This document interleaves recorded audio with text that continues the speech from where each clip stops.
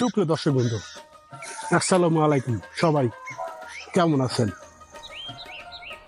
গ্রামের সৌন্দর্য উপভোগ করার জন্য আজকে আমি জাল হাতে একটি পুকুরের পাড়ে দাঁড়িয়েছি। আজকে এই জাল দিয়ে মাছ ধরে আপনাদেরকে দেখাবো কি ধরনের মাছ পাই। এই পুকুরটি আপনারা আমার পিছিয়ে আছে, দেখতে পাচ্ছেন। তো আমরা কয়েকজন ভাই ব্রাদার মিলে পুকুরটিতে আজকে ঝাঁকি জাল দিয়ে মাছ ধরবো। পুরো ভিডিওটির সঙ্গে আমার সঙ্গে থাকবেন, দেখবেন কিভাবে আমার মাছ ধরি এবং কি মাছ পাই সবটাই আমি আপনাদেরকে খুলে বলবো। তাই সবাই আমার সঙ্গে থাকুন এবং দেখতে থাকুন আজকের আমার মাছ ধরার ভিডিও। ধন্যবাদ সবাইকে। আল্লাহ হাফেজ।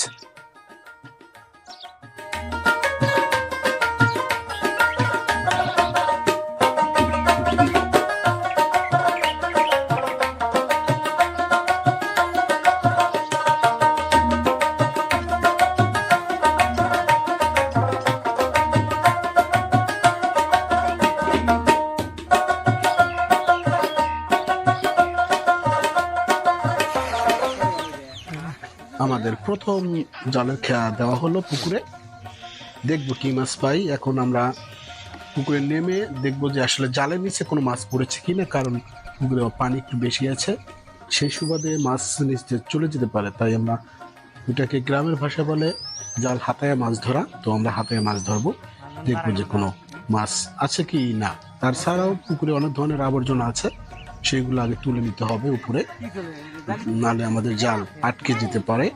বারে বারে আটকে গেলে জাল ছিঁড়ে যাওয়ার সম্ভাবনা থাকে। এই যে একটি গাছ সাদ্দাম উঠাচ্ছে, কারণ এই গাছটি পুকুরের নিচে ফালানো আছে, আবর্জনা পুকুরে থাকবেই।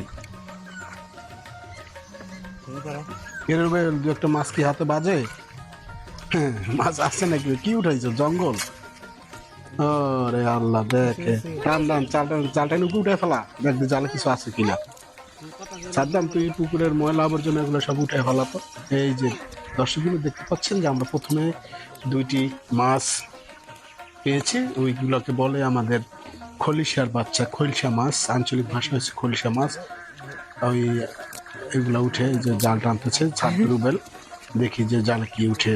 সাদ্দাম ওই কলসিটার উঠে ফেলা তো পুকুরের উপরে, ধরার আগে ভেঙে গেছে, এটা অনেক পুরাতন হয়ে গেছে। দর্শকবৃন্দ, হাসি ঠাট্টার কারণেই আমরা আনন্দ করতেছি, এর কারণে পুকুরে অনেক ধরনের জঙ্গল থাকে। এই যে একটি তেলাপিয়া না মনে হয় সম্ভবত খলিশা, আর একটি কই মাছ। এটা একটি কই মাছ আমরা এইমাত্র দেখতে পেলাম যে জালে একটি কই মাছ আছে। কই মাছটি এই তো একটু মোটামুটি বড় সাইজ না? হ্যাঁ, কই মাছ পেয়েছি, কিছু খলিশা মাছও পেয়েছি। 1 ঘন্টা 1.5 ঘন্টা আমাদের এই জাল টানা চলবে, দেখি কি কি মাছ পাই। আপনাদেরকে অবশ্যই সেই মাছ দেখাবো, দেখতে থাকুন আমাদের ভিডিও।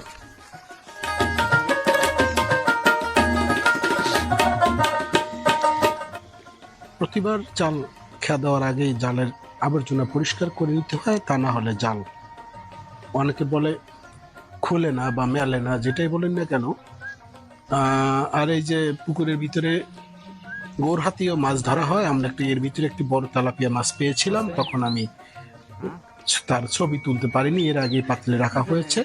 আমাদের একটি জালে বেঁধেছিল। এখন যে গোরহাতিয়ে পলাশ আর রুবেল সাদ্দাম মাছ ধরতেছে খলিশা মাছের পোনা, ওই ভিতরে থাকে, অনেক সময় চিংড়ি মাছও থাকে।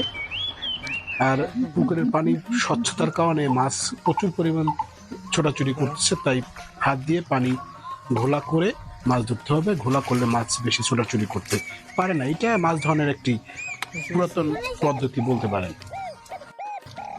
এই যে আবারও জাল পরিষ্কার করা হচ্ছে, আমি পুকুর পাড়ে বসে অবশ্যই এটা উপভোগ করতেছি।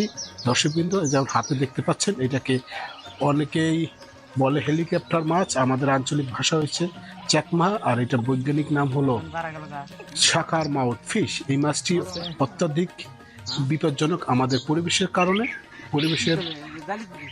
আমাদের যে গ্রামীণ যে মাছের পোনা, সেই পোনা এই মাছে খেয়ে ফেলে এবং পুকুরের কোনো ধরনের ডিম ছাড়তে দেয় না, সকল ডিম এই মাছ খেয়ে ফেলে। তাই যারা এই মাছটি পাবেন, মেরে মাটির চাপা দিয়ে দিবেন। আমরা মাছ ধরার ক্ষেত্রে 3-4টা পেয়েছি, প্রতিটার ওজন প্রায় 500-600 গ্রাম হবে। আমি মাটির চাপা দিয়ে দিয়েছি। দর্শক, সবাইকে অনুরোধ, এই মাছটি দেখলেই সাথে সাথে মেরে মাটির চাপা দিয়ে দিবেন। দেখতে থাকুন ভিডিও।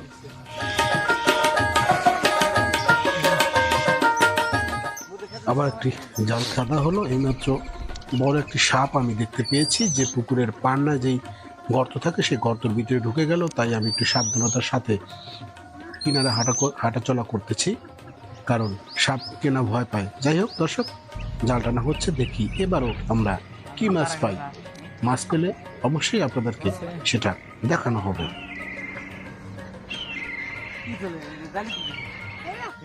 আবার সেই আগের মতোই কয়েকটি খলিশার বাচ্চা বা পোনা আমরা এবারও পেয়েছি। ওই যে দেখা যাচ্ছে মাছ ধরা আমাদের প্রায় শেষের দিকে। আমরা মোটামুটি ভালোই মাছ পেয়েছি। দেখুন দর্শক, এর ভিতরে অনেক মাছ পেয়েছি, টাকি আছে, শোল আছে, খলিশা আছে, সব মাছ এই জায়গায় আছে।